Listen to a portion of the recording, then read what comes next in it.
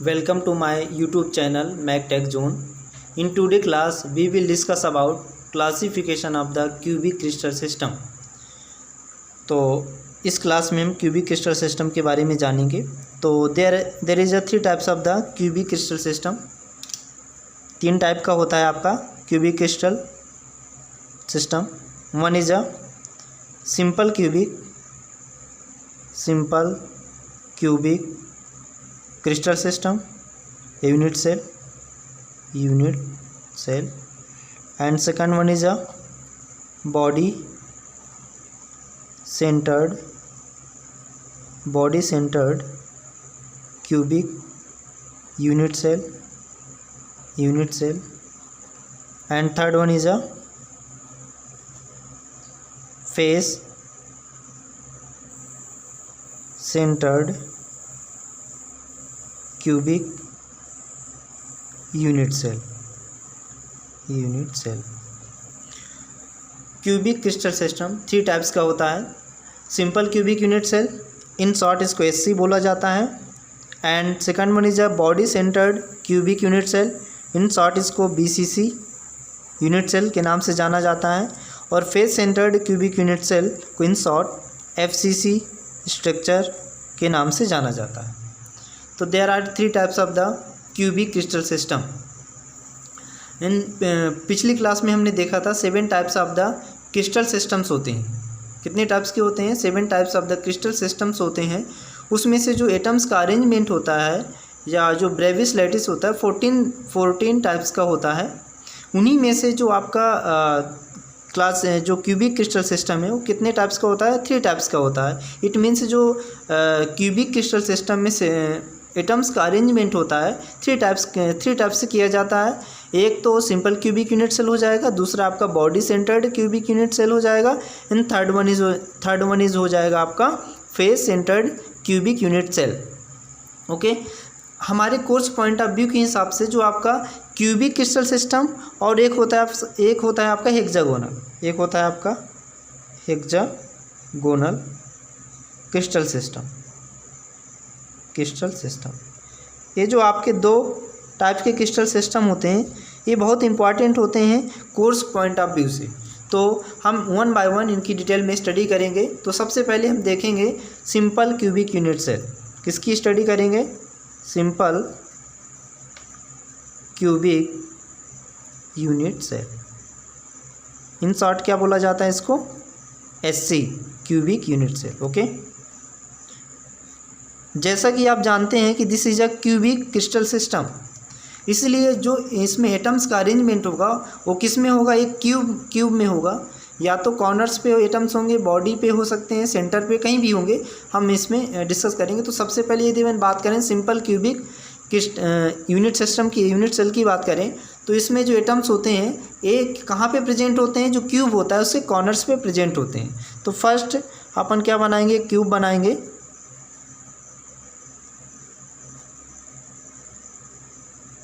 This is a cube.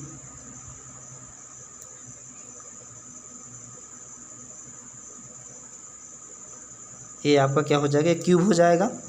अब simple cubic unit cell में जो एटम्स का अरेंजमेंट होता है वो कहाँ पे होता है? इसके कॉर्नर्स पे होते हैं. कहाँ पे एटम्स प्रेजेंट होते हैं? At the corners of the cube. तो हम जानते हैं क्यूब में कितने कॉर्नर्स होते हैं? 8 कॉर्नर्स होते हैं. इन सभी 8 कॉर्नर्स में कितने एटम्स प्रेजेंट होंगे? 8 एटम प्रेजेंट होंगे. ठीक है. जो आपका एक कॉर्नर्स की बात करें, ये कितने एटम्स हमने लगा दिया? 1 2 3 4 5 6 7 8. बट इसका जो एटम्स का पार्ट होता है एक कॉर्नर्स में जो एटम शेयरिंग होती है वो कितना होता है? 1/8 होता है. यदि अपन एक पूरा एटम लें, एटम का जो शेप अपन आसूम करते हैं वो कैसा होता है? आपका एक स्फेरिकल शेप में होता है, एक बॉल जैसा होता है शेप उसका. तो यदि उसमें कितने एक कॉर्नर्स पे कितना पार्ट होगा? 1/8 पार्ट होगा. मीन्स यदि हम हेमीस्फीयर बनाएं, आधा गोला बनाए यदि दिस इज अ हेमीस्फीयर, ये आधा गोला हो जाएगा. अब इसके अपन कितने पार्ट करें? 4 पार्ट करें. 2 पार्ट और ये 4 पार्ट. ठीक है, एक पार्ट हो जाएगा, दूसरा, तीसरा, चौथा, 4 पार्ट हो जाएंगे. ठीक है, कितने हो जाएंगे? 1 2 3 4. मतलब हाफ एटम के कितने पार्ट हो जाएंगे, 4 पार्ट। यदि फुल एटम के कितने पार्ट होंगे, 8 पार्ट करें तो वो जो 1/8 8वां पार्ट होगा वो कहाँ पे होता है, एक कॉर्नर्स पे होता है। तो इसमें जो टोटल नंबर ऑफ एटम्स होते हैं, इसमें जो एटम्स की बात करें, total number of atoms, total number of atoms कितने हो जाएंगे, कितने कॉर्नर्स होते हैं, 8 कॉर्नर्स होते हैं। और जो इसका एक एटम होता है, एक कॉर्नर्स में कितना एटम्स शेयर करता है, 1/8 पार्ट। तो कितना हो जाएगा, 8 से 8 कैंसिल आउट हो जाएगा, तो यहाँ पे आ जाएगा कितना, 1 हो जाएगा। तो इसके जो टोटल नंबर ऑफ एटम्स होते हैं, इफेक्टिव नंबर ऑफ एटम्स होते हैं in a simple cubic unit cell में, वो कितने होते हैं, 1 होते हैं। ठीक है। नाउ एग्जाम्पल की बात करें यदि, कि कौन सा ऐसा मटेरियल है जो सिंपल क्यूबिक स्ट्रक्चर पाया जाता है, तो वो होता है आपका पोलोनियम का। क्या होता है, एग्जाम्पल हो जाएगा आपका, example in this structure that is a polonium. क्या होता है आपका, पोलोनियम होता है। ठीक है, दिस इज अ पोलोनियम। यदि अपन थर्ड की बात करें, थर्ड पॉइंट इसी में से सिंपल क्यूबिक यूनिट सेल में, that is a relation between atomic radius and age of cube। जो क्यूब की एज होगी, ये मान लेते हैं आपकी क्यूब की एज है। ठीक है। और जो एटम्स है, एटम का जो शेप कैसा होता है, स्फेरिकल होता है। तो जो स्फीयर की रेडियस होगी, मीन्स एटम्स की रेडियस होगी, और एक क्यूब की जो एज लेंथ होगी, इनमें क्या रिलेशन रहता है। तो यदि अपन एक फेस की बात करें, ये आपका मान लेते हैं एक फेस, इसमें एक एटम ए हो जाएगा आपका, एक एटम ए हो जाएगा, और दूसरा एटम हो जाएगा आपका ए हो जाएगा। ठीक है, ए हो जाएगा। अब इसमें से क्या हो जाएगा, यदि अपन इसको यहाँ पे ड्रॉ करें, अलग से ड्रॉ करते हैं इसको, एक फेस, ये आपका फेस है क्यूब का, this is a face of the cube. इसमें से एक इस कॉर्नर्स पे एटम हो जाएगा आपका, और दूसरा हो जाएगा इस कॉर्नर्स पे। ठीक है, 2 एटम हमने पुट कर दिए। ओके। और इसकी जो एज लेंथ है कितनी है, ए है। This is a edge length, इसकी कितनी है, ए है। हम पहले मान चुके हैं कि इसकी एज लेंथ क्या है, आपकी ए है। तो जो atom, this is a atom, इन जो ग्रीन कलर में एक एटम है, इसमें क्या हो जाएगा, जो इसकी रेडियस हो जाएगी, ये हो जाएगी आर, और दूसरे एटम की रेडियस भी हो जाएगी आर। ठीक है। तो यहाँ पे जो रिलेशन क्या आ जाएगा आपका, ये हो जाएगा आपका, ये हो जाएगा एज कितनी है, ए है, और एक किसकी इक्वल है, are plus are means 2r।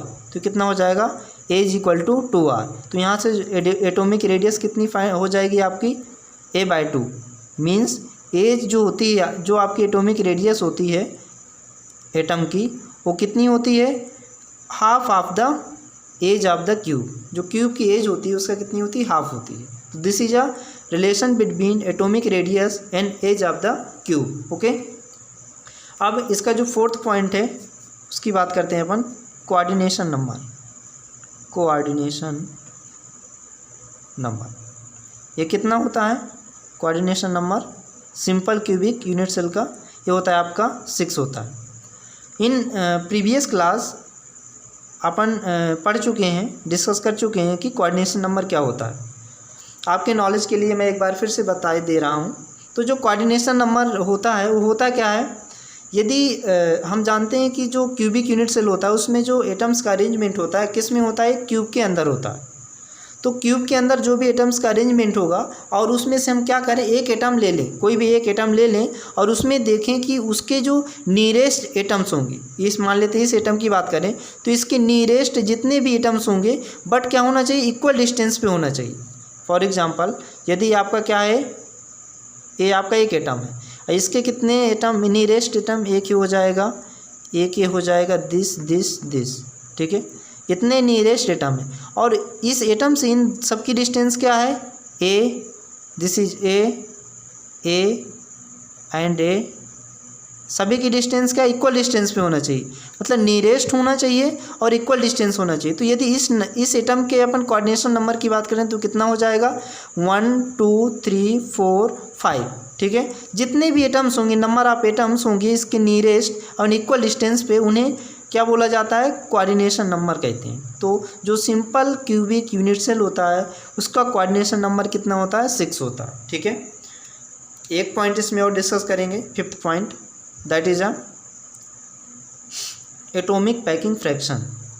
Atomic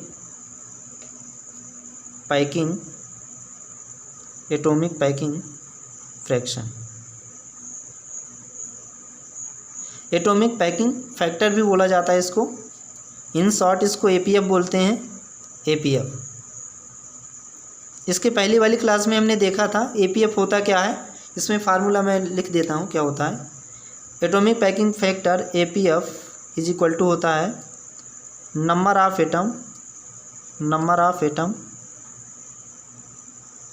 atoms into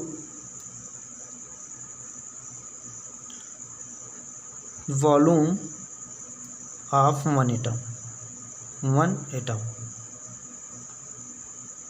divide by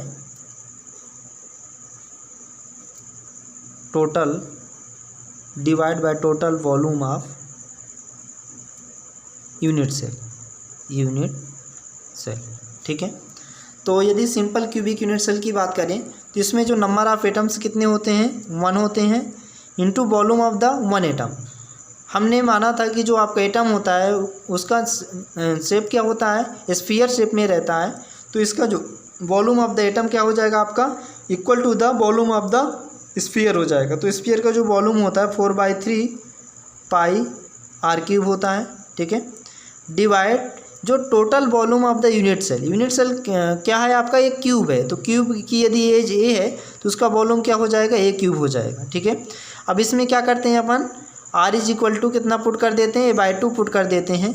तो यहाँ से जो वैल्यू इसकी आ जाएगी, कितनी आ जाएगी इसकी वैल्यू, हो जाएगी putting r is equal to a/2, then value of the APF in case of the simple cubic unit cell, ये हो जाएगी आपकी 0.523। कितनी हो जाएगी, 0.523। तो जो आपका एटॉमिक पैकिंग फ्रैक्शन होता है किसमें, सिंपल क्यूबिक यूनिट सेल में, वो कितना होता है आपका 0.523 होता है, ठीक है। तो यहाँ से हमने क्या फाइंड कर लिया, एटॉमिक पैकिंग फैक्टर और atomic packing fraction in simple cubic unit cell कितना होता है, 0.523 होता है, okay. Thank you very much.